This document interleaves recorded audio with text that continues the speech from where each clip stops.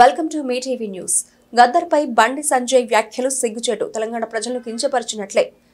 Chenagani Dayakar, TPCC అధికార ప్రతినిధి, ప్రజా వాగ్గేయకారుడు గద్దర్పై కేంద్ర మంత్రి బండి సంజయ్ చేసిన వ్యాఖ్యలపై క్షమాపణ చెప్పాలి.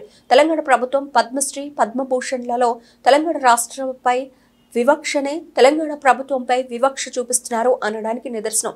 కేంద్ర మంత్రి బండి సంజయ్ క్షమాపణ చెప్పాలని తెలంగాణ కవులు, కళాకారులను కించపరిచినట్లే అని అన్నారు.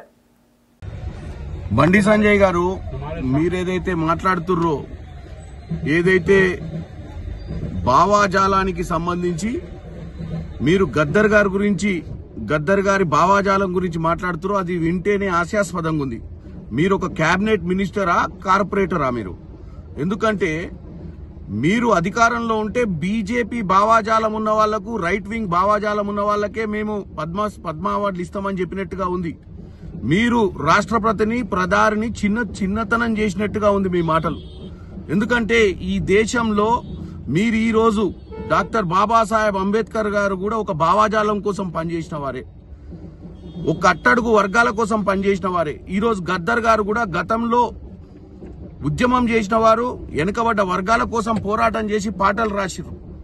మధ్యన మీరు పరేడ్ గ్రౌండ్ లో పెడితే మీ నరేంద్ర మోడీ గారి దగ్గర కూడా వచ్చిన విషయాన్ని మీరు మర్చిపోయినట్టు.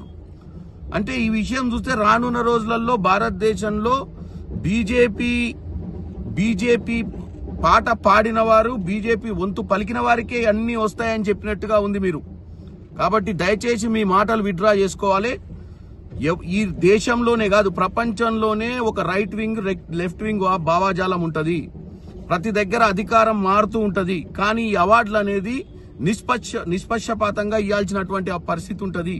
ఇలాంటి మాటల వల్ల మీరు మీ ప్రస్తుతం ఉన్న ప్రభుత్వాన్ని దిగజార్చేతనంగా మీరు మాట్లాడినట్టుగా ఉంది. దయచేసి మీరు మీ మాటలను విత్డ్రా చేసుకోవాల్సిందిగా కోరుకుంటున్నాం.